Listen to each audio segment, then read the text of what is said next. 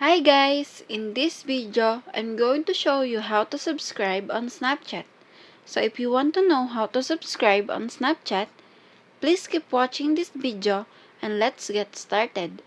First, open your Snapchat app. Click the Explore icon. Scroll down. As you can see here, these are the top subscription. Just click the account you want to subscribe and tap subscribe.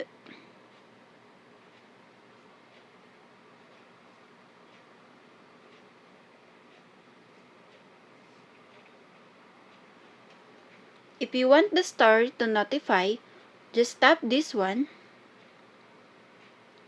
and the story notification is on. That's it. If this video helped you out, please consider leaving a like and let me know in the comments if you have any question. Have a good day!